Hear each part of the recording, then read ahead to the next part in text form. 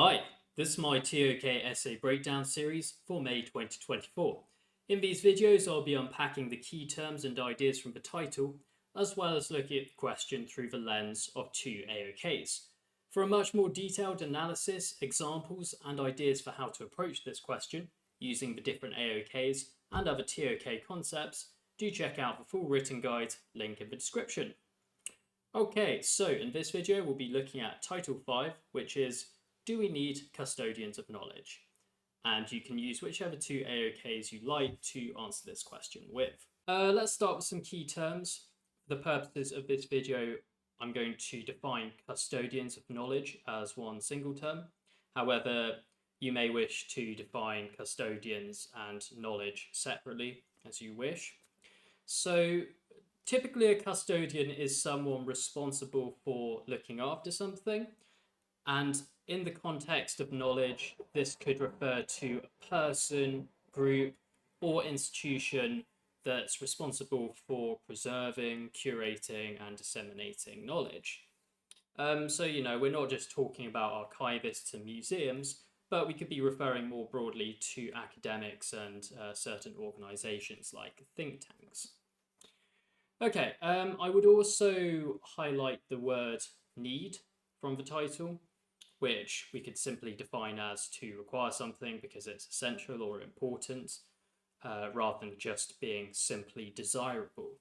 Because ultimately this title is asking, are such individuals and entities, custodians of knowledge that is, so absolutely essential in whichever AOK they play a role in?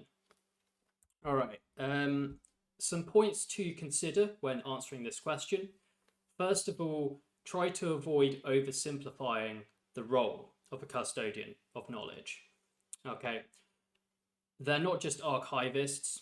As I mentioned, there are a variety of individuals and entities that could fit this label, and their range of responsibilities very much depends on the context. Okay, and you can also make the distinction between more centralized or traditional types of custodians of knowledge versus those that make up more of an informal or loosely organized collective. So obviously this title is getting you to consider the relevance of custodians of knowledge today, which means you might want to consider whether technology has made some aspects of the role redundant. Or maybe you might go the other way and say that, well, actually, in our increasingly information-saturated landscape, they're more important than ever. As with all TOK essays, you do need to put a heavy emphasis on the implications of your points. So in the case of this title, we're thinking about the implications of either having or not having custodians of knowledge. Some potential ethical implications you might want to bring up include the consequences of gatekeeping knowledge, or the consequences of certain types of harmful or more sensitive forms of knowledge being somehow restricted to the public. Okay, let's jump into our AOKs. So the first one I've chosen here is art. And by way of introduction, I'll talk briefly about art curators, as they're the type of custodians I'll be focusing on for this section. So by art curators, we broadly mean individuals who select and display art, as well as provide kind of contextual or narrative information regarding the works in question. And I'll specifically be referring to those art curators who are official in some sense. So maybe they belong to a particular institution, or at the very least they have this role, they do this role rather in some professional capacity. Okay, and for this argument I'll be using the knowledge framework element of perspectives. So that being said, for the claim, I'm going to contend that no, we don't need professional art curators. If we take the view, after all, that art, rather opinions on art, are subjective, then surely no one's perspective is more important than anyone else's. or more valid, which kind of has the implication that anyone can curate art. And this is something encouraged by grassroots movements such as the Inside Out project. For the counterclaim, however, we might push back against this and say, well, actually, curators do have an essential role in this AOK, in that they are in a position to shine a light on artistic voices which may otherwise be overlooked, especially those who are from more marginalized backgrounds. Okay, because official curators can use their prestige and institutional connections to bring a much wider audience to creative talents. Okay, and an example we can draw from to illustrate this is the National Gallery's decision to spotlight Italian artist Artemisia Gentileschi's work. And bring these ideas together in a mini conclusion, we might say that whilst official curators may not strictly be needed in the arts, they can help to broaden the range of perspectives in this AOK, assuming that they do focus on representation rather than merely maintaining the status quo. Okay, let's move on to our second AOK. So for this one, I've chosen the human sciences.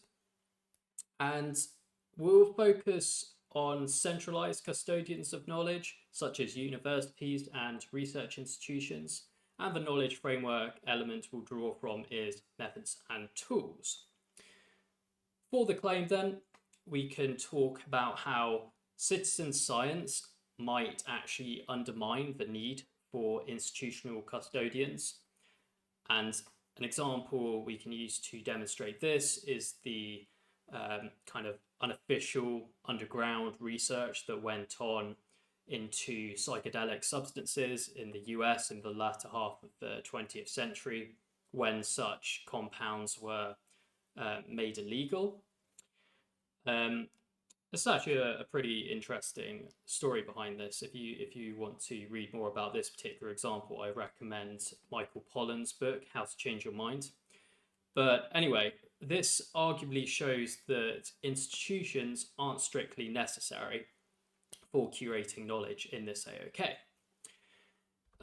Nevertheless, we can push back against this claim and say that centralized custodians of knowledge are absolutely vital for quality control.